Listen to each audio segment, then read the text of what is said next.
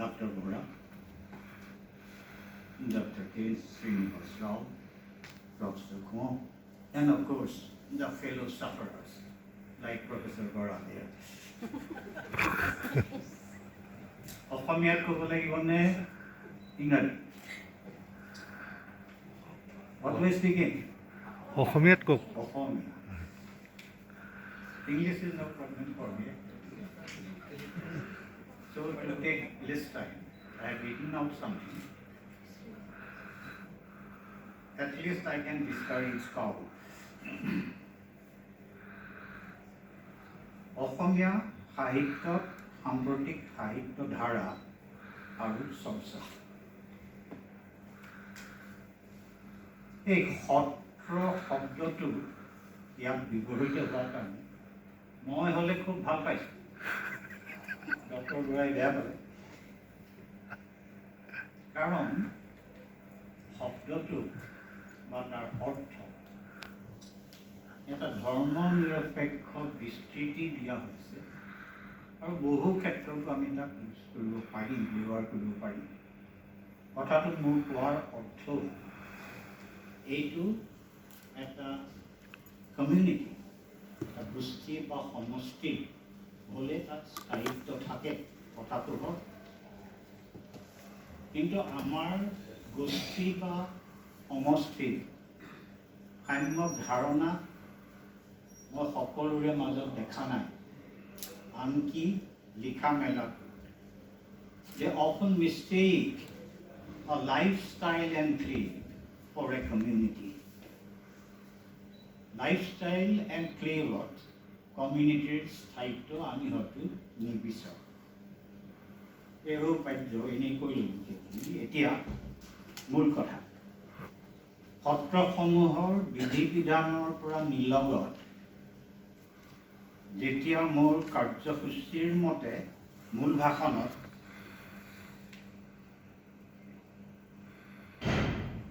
নিজৰ পচন্দ অপচন্দৰ কথা ক'ব পৰাৰ সুবিধা দেখিছোঁ, কাৰণ সত্ৰৰ বিধি বিধানৰ নিলগতহে মই আছোঁ। সাম্প্ৰতিক এক দশকলৈ বহলাই দিব নোৱাৰিলেও যোৱা দশক আৰু তাৰ কিছু আগৰ পৰা আমাৰ সাহিত্য চৰ্চাত পৰম্পৰাগত প্ৰমূল্যসমূহক বহিষ্কাৰ কৰা এটা লক্ষণ দেখিছোঁ, যিটো আন ঠাইৰ সাহিত্যত দেখা পৰিৱৰ্তনৰ নিচিনা নহয়। কবিতাৰ হস্ত পৰিসৰত সি বেছি পৰিষ্কাৰ হৈ পৰে। শৈলী বা বচনভংগী ঠায়ে ঠায়ে সলনি নোহোৱা নহয়। যেনেকৈ অনুভৱ তুলসীৰ বৰষুণৰ খেতিয়ক বা প্ৰাণজিৎ বৰাৰ হাৰামজাদাৰ পদ্যত ইংৰাজ আৰু বহুতো মাৰ্কিন কবিয়ে নতুন চিধাচিধি শৈলীক আপোন কৰি লোৱাৰ কথাৰ অনুকৰণ দেখা পাওঁ। তেওঁলোকে তাৰ অনুকৰণ কৰা নাই, শৈলীটো একেধৰণৰ। সেয়া হ'ল সাধাৰণ কথা কোৱাৰ ভংগী। চাইমন আৰ্মিটেজৰ ডাকেট বা কেৰলিন এণ্ড ডাফিৰ নিৰ্বাচিত কবিতা সমগ্ৰ সদ্য প্ৰকাশিত খনলৈ চালেই হ'ল। যদিও ইংৰাজী কাব্যজগতত এতিয়া প্ৰতি অন্তৰ্ধানী কবিতাৰ পয়োভৰ, প্ৰতি অন্তৰ্ধানী এণ্টি-লিৰিকেল কবিতাৰ পয়োভৰ মই উল্লেখ কৰা দুয়োগৰাকী কবিৰ কবিতাত এক অন্তৰ্নিহিত অন্তৰ্ধানী সুৰ প্ৰবাহিত হৈ থকা সকলোৱে লক্ষ্য কৰিব। অনুভৱ তুলসীৰ আন এখন সাম্প্ৰতিক সংকলন বানান কৰি পঢ়া লুইতৰ পানীত নিৰন্তৰ এলিয়েটীয় প্ৰভাৱৰ কথা দোহাৰিছে, অথচ এতিয়াৰ ইংৰাজ আৰু মাৰ্কিন কবিসকলে, আনকি পূব ইউৰোপৰ কবিসকলে এলিয়েটক প্ৰায় সম্পূৰ্ণভাৱে নেওচি W.H. অডেনৰহে ওচৰ চাপি গৈছে, য'ত ব্যংগ আৰু অন্তৰ্ধানী অভিঘাত একেলগে আছে। মই ডেকা কবি কিশোৰ বৰদলৈ প্ৰথম কবিতাৰ কিতাপখনৰ এটা কবিতাৰ দুটা স্তবকেৰে এই কথা প্ৰতিপন্ন কৰিব খুজিছোঁ। কবিতাটোৰ নাম চেইন চিষ্টেম। বান্দৰৰ পৰা মানুহ হোৱা কাহিনীটো বিজ্ঞ এজনে কোৱা শুনিছিলোঁ। গছৰ বাকলিৰে গা ঢকা দিনৰে পৰা আধুনিক হোৱালৈকে শিলে শিলে ঠেকা খোৱাই ওলোৱা জুইৰে সিজোৱা এই আগৰ ইতিহাসৰ পৰা আজিৰ ভিন্ন সোৱাদলৈকে, বান্দৰ মোৱাৰ পৰা শ্বেভিং, গ্ৰেডিং, বিউটি টিপছলৈকে দীঘলীয়া চেইন ছিষ্টেমৰ পৰিক্ৰমা।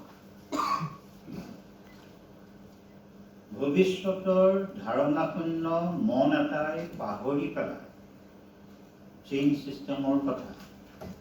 সেয়ে বাঢ়ি আহিছে সপোন ভঙা মানুহৰ অযুত ব্যথা, যেন বানত উঠি অহা এমাউক। এই দৃশ্য দেখি চকুলৈ টুকিবলৈ চকু দুটা ক'ত বা এৰি আহিল। হৃদয়খনক ক'বলৈ হৃদয়খন ক'ত বা এৰি আহিল।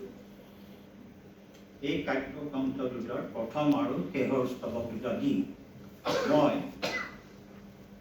অন্তৰ্ধানী অভিজ্ঞতা আৰু ব্যংগ আৰু চিধা চিধি গদ্য নিৰ্ভৰ শৈলীৰ কথা একেলগে যে আছে তাকে দেখুৱাই দিম। পদ আওৰাইছিল মানুহে আগেও সামাজিক, ধাৰ্মিক, আনকি নান্দনিক কাৰণতো। আকৰ্ষণ, শব্দ আৰু অন্তমিলৰ। সেয়েহে গানক গুৰুত্ব দিছে। লোকগীত, লোকসংস্কৃতৰ প্ৰতিফলন তাত ব্যক্তি হিচাপে স্ৰষ্টাৰ নাম নাথাকে, কিন্তু সমষ্টিয়ে নামঘৰত বহি নাম গোৱাৰ নিচিনাকৈ এই গীত ৰচনা নকৰে সমূহীয়া।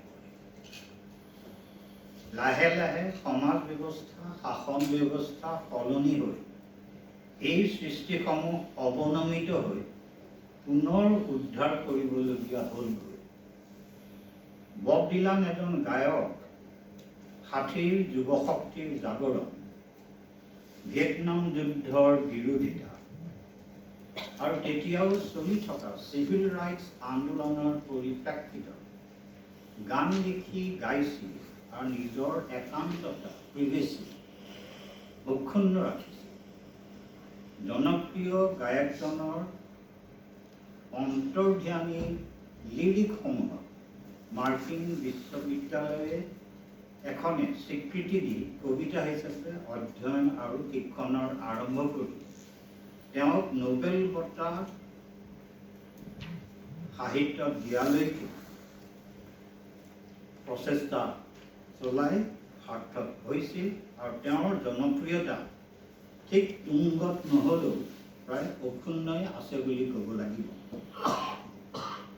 বাক বিতন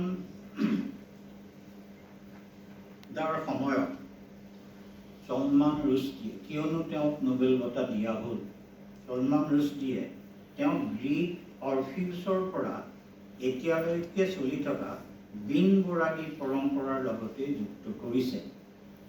কি কাৰণে এই কথাটো ক'লে? কথাটো সঁচা। ৰুছদীৰ আন কাৰণো থাকিব পাৰে। এই কথাখিনিৰে মই মোৰ আলোচনাৰ নিৰ্ণায়ক পদ বা টাৰ্মছসমূহৰ কথা কৈলোঁ। লোকবাস্তৱ আৰু সংস্কৃতি, সংস্কৃতি আৰু গোষ্ঠী, ব্যক্তি স্ৰষ্টা আৰু সমষ্টি আৰু পৰম্পৰাগত প্ৰমূল্য। এই পদকেইটাৰ ভিত্তিতেই মই অসমীয়া সাহিত্যত সাম্প্ৰতিক ধাৰা আৰু চৰ্চাৰ আলোচনা নিহিত ৰাজনীতি আৰু আন তত্ত্বৰ কথা কওঁ। মানৱীয় দিশ এটা দেখোন সদায় থাকিয়েই যায়। চৰ্চা মানে ধৰক সমালোচনাৰ চৰিত্ৰৰ আমূল পৰিৱৰ্তন হৈছে। কিয়নো হ'ল, কেনেকৈ হ'ল, তাৰ প্ৰতিফলন আমাৰ সাহিত্যতনো কেনেকৈ হৈছে, ফহিয়াই চালে তাৰ ৰাজনীতি, দৰ্শন আৰু উদ্দেশ্যৰ প্ৰসংগ আনিব লাগিব। ছোভিয়েট ৰাছিয়াৰ পতনৰ লগে লগে আধুনিকতাবাদৰ সৌধ খহি পৰিল। ই মাৰ্ক্সবাদৰ পতন নহয়, আধুনিকতাবাদৰ আচল আধুনিক আৰু উন্নত যি নিৰ্মিতি তাৰ পতন। ইয়াৰ ফলতেই পূব ইউৰোপত খলকনি লাগিল আৰু ইমান দিনৰ নিয়ন্ত্ৰিত পাহৰণিৰ উৰণি উদঙাই লোকবাস্তৱ দেখ দেখকৈ ওলাই গ'ল। ধাৰণা আৰু ঘটনাসমূহ বাহিৰৰ, তেওঁলোকে তাত কোনো ধ্ৰুৱক বিচাৰি নাপালে। ইউৰোপীয় চিন্তাৰ পাৰম্পৰিক ধ্ৰুৱসত্যসমূহকো জেৰাৰ কাঠগড়াত সুমুৱাব লগা হ'ল। ইতিহাসৰ ঘটনাহে বুলি চাবলগীয়া হ'ল। নিষ্ঠাবানজন বিব্ৰত হোৱা স্বাভাৱিক। তেওঁলোকৰ ৰাজনৈতিক নেৰেটিভ হ'ল ইউৰোপীয় নৱজাগৰণ আৰু বিজ্ঞান, আৰু দাৰ্শনিক নেৰেটিভ হ'ল আত্মসচেতনতাৰ যোগেদি মানুহৰ ক্ৰমাৎ আৰু উন্নতিকামী বিৱৰ্তন। কিন্তু যদি ইতিহাসৰ ঘটনাহে মথুন হয় আৰু এই ৰাজনীতি আৰু দৰ্শনৰ ভিত্তিত সত্য ব্যক্তি আৰু উন্নতিক লক্ষ্য হিচাপে লৈ কৰা ভাষাৰ নিৰ্মাণ ভাঙি পৰা আমি নিজেই দেখিছোঁ, আৰু সেয়ে স্বাভাৱিক। কিয়নো এই নিৰ্মিতিসমূহ প্ৰাকৃতিকো নহয়, কাণ্ডজ্ঞান ভিত্তিকো নহয়। গতিকে সমূহ চিন্তা চৰ্চাই নিজৰ নিৰ্মিত চৰিত্ৰটো চালি জাৰি চাবলগীয়া হ'ল। সেই বিশ্লেষণো ভাষাভিত্তিক আৰু এই ভাষাৰ চৰিত্ৰকো আন ৰূপ দিয়াৰ প্ৰচেষ্টা কৰিলে। তাকে কৰাৰ উপায় হ'ল হাইডেগাৰৰ ভেলউইণ্ডুম বা টু ডিফৰ্ম বা পংগু কৰাৰ ধাৰণা। ভাষা হৈ পৰিল প্লেফুল, ক্ৰীড়াসুলভ, আৰু সহায় হ'ল ব্যংগ। ব্যংগও এটা কৌশলহে। এই ধৰণৰ চিন্তাত ধ্ৰুপদী ব্যংগৰ সমাজ সংস্কাৰৰ ধাৰণা অনুপস্থিত। বিজ্ঞানে চৰম সত্যৰ সন্ধান অবিৰত ৰখাৰ চেষ্টাৰ ত্ৰুটি কৰা নাই যদিও কেৱল বুদ্ধিৰ উৎকৰ্ষতাৰে ভাষাৰ ঊৰ্ধৰ সত্যৰ অনুধাৱন ভাষাৰে কৰা অসম্ভৱ। এই প্ৰসংগ আৰু ঘটনাসমূহ আমাৰ জীৱন জগতত অনুপস্থিত। ফলত ইয়াত তেনেধৰণৰ বহু প্ৰচেষ্টা কিছুমান বিমূৰ্তনৰ অক্ষম অনুকৰণ যেনহে লাগে। বা এইটোও হ'ব পাৰে যে এই মূঢ়মতিৰ সেয়া বোধগম্য হোৱা নাই। এয়াই সঁচা অৰ্থত বিকল্পতা। মানৱোত্তৰ পোষ্ট হিউমেনিষ্ট সূত্ৰাকাংক্ষা একচ্ছত্ৰী বাগধাৰাৰে নিৰ্ধাৰিত সমালোচনা কৰ্ম মুখ বিকৃত কৰি অতি গধুৰ অথচ অনুপস্থিত এক ভাৰোত্তোলনৰ বৃথা প্ৰয়াস হয় বহু ক্ষেত্ৰত। এই কথাখিনিৰ প্ৰয়োগ আমি টনি মৰিছনৰ বিলভেড উপন্যাসৰ দাসী ফিমেল শ্লেভ চেথিৰ পিঠিৰ অত্যাচাৰৰ দাগখিনিৰে প্ৰতিপন্ন কৰিব পাৰোঁ। কিয়নো শ্লেভাৰী ইজ ইটছ ৰিপ্ৰেজেণ্টেশ্যন। এই উপন্যাসৰ যোগেদি ইতিহাসৰ পুনৰ্নিৰ্মাণ আৰু নিম্নবৰ্গৰ সমাজ চেতনাৰ প্ৰসংগও উল্লেখ কৰিব পাৰোঁ। আমাৰ ইয়াত কি কি হৈ আছে আৰু বিশ্বৰ পৰিৱৰ্তনৰ ঘটনাসমূহ হৃদয়ংগম কৰিব পাৰিলেহে আচল পৰিপাৰ্শ্ব সমালোচনা সম্ভৱ। বতৰ সলনিয়ে মোৰ মাটিত ৰোৱা ৰাজনা যেনে ফেয়াছ টিংকাৰভিল বহুত মাৰিলে। মোৰ লগত যোৱা 34 বছৰ একেলগে থকা কাছটো ইণ্ডিয়ান ষ্টাৰ্টৰ হাইবাৰ্নেশ্যনৰ সময় কমি কমি ক্ৰমান্বয়ে হয়তো নোহোৱা হৈ যাব। তাৰ আয়ুসো টুটিব। গছ এজোপায়ো যে মানুহতকৈ বহুত আগৰ গছ এজোপায়ো যে মানুহৰ কাৰণে ৰৈ থাকিব পাৰে, গছবোৰৰো যে এটা সমাজ ব্যৱস্থা আছে সেয়া গৱেষণা হৈছে বিশ্বৰ আন ঠাই। দক্ষিণ অষ্ট্ৰেলিয়াৰ মৌমাখি খোৱা চৰাই হানি কেটছৰ বিলুপ্তিৰ পথত মাত্ৰ ৩০% বাচি আছে। সিহঁতে নিজৰ গানবোৰ পাহৰি গ'ল, আগে ডাঙৰবোৰৰ পৰা শিকিছিল। এতিয়া তাৰ আগে কৰা ৰেকৰ্ডিঙেৰে সিহঁতক শিকোৱাৰ প্ৰচেষ্টা চলি আছে। আহি থাকোঁতে গছ এজোপা বৰটোকোলাৰ বাঁহ দেখিলোঁ, কিন্তু আগৰ নিচিনাকৈ হাড়বিলাক মানে টোটোলা থকা এডজুটেণ্ট ষ্টক এটাও দেখা নাপালোঁ।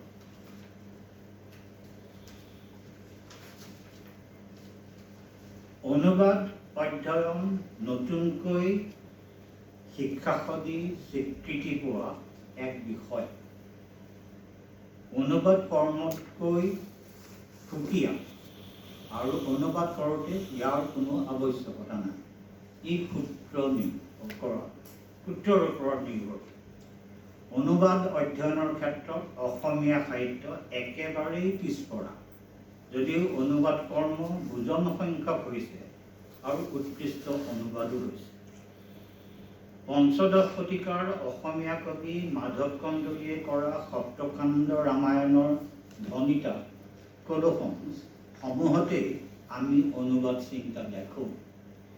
অনুবাদ অধ্যয়নৰ আমাৰ কাৰণে সেয়াই আৰম্ভণি বুলি ধৰিব পাৰোঁ। সাম্প্ৰতিকৰ আলোচনা কৰোঁতে ইমান দূৰ অতীতলৈ যোৱাৰো কাৰণ আছে। চিন্তা প্ৰাচীন, তৎকালীন, চলিত বা সাম্প্ৰতিক যিয়েই নহওক, সি বৰ্তি থাকিবলৈ শিপা লাগিব, থিয় হ'বলৈ ভৰি লাগিব। কন্দলীয়ে ৰামায়ণক দৈৱ কথা নোহে, এইটো লোক ব্যৱহাৰে ফকৰিক্স। অথচ পৰিৱৰ্তিত ৰাজনৈতিক সময়ত কন্দলী আমাৰ ঠাইৰ ৰাজসভাৰ অলংকাৰ নহৈ তিহাৰ জেইলৰ নিবাসী বা সেই জাতীয় কিবা এটা হ'লহেঁতেন। অৱশ্যে জেইলৰ সেই চমৎকাৰ ডেকাজনক লগ পালেহেঁতেন। দ্বিতীয়তে, দেউকাৰ দূৰতহে চৰাই উৰে পখা অনুকাৰ। ইয়াৰে কি বুজাইছে? অনুবাদ কৰ্ম ব্যক্তি নিৰ্ভৰ। ব্যক্তিৰ মৰ্যাদা ৰাখিও ই কিন্তু সদায়েই সীমিত হৈয়েই থাকিব। এই ভনিতাসমূহেই সকলোৱে ঢুকি পোৱা আৰম্ভণি আৰু ই ইতিহাস আশ্ৰিত। এটা স্বতন্ত্ৰ শিক্ষাসদী বিষয় বা বিভাগ হোৱা হেতুকে পৰীক্ষাৰ উপযোগী পাঠ্যপুথি হয়তো ওলাইছে, মই দেখা নাই। কিন্তু ইমৰান হুছেইনৰ পৰিভাষা কোষখন বেছ উপযোগী। হুছেইনে সাম্প্ৰতিক সাহিত্য আৰু সাহিত্যৰ বিষয়ে কৰা চিন্তা চৰ্চা লোক সংস্কৃতি বিদ্যা যে অপৰিহাৰ্য তাক আৰ্হিৰে দেখুৱাইছে। কিন্তু নৃতত্ত্ব আৰু সমাজতত্ত্বৰ বহু পদ যে সাহিত্যৰ তাত্ত্বিক আলোচনাত ব্যৱহৃত হয় তাৰো আভাস থাকিব লাগিছিল। আজিৰ কথাখিনিত প্ৰথমৰ পৰাই মই তাতেই গুৰুত্ব দি আহিছোঁ। কালচাৰ বা সংস্কৃতিয়ে সমাজ গঢ়ে। এজন মানুহক আমি সংস্কৃত ব্যক্তি বুলি ক'ব পাৰোঁ, কিন্তু ব্যক্তিয়ে নহয় সমষ্টিয়ে বা গোষ্ঠীয়েহে সংস্কৃতি গঢ়ে। আৰু যুক্তিভিত্তিক বুদ্ধিমত্তাৰ উৎকৰ্ষতা থকা আৰু তাক বিচৰা বিজ্ঞান আৰু বৈজ্ঞানিক চৰ্চাক দিয়ে লেজিটিমেশ্যন, যিটো বিজ্ঞানৰ দৰকাৰ, আৰু দিয়ে লেজিটিমেশ্যনৰ মোহৰ। ধ্ৰুৱ সত্য বুলি কিবা আছেনে? আৰু সেই গোষ্ঠীক যি গোষ্ঠীয়ে সংস্কৃতি সৃষ্টি কৰে তাত ব্যক্তি আছে, পৰিসংখ্যা নাই। কিম অধিকম ইতি।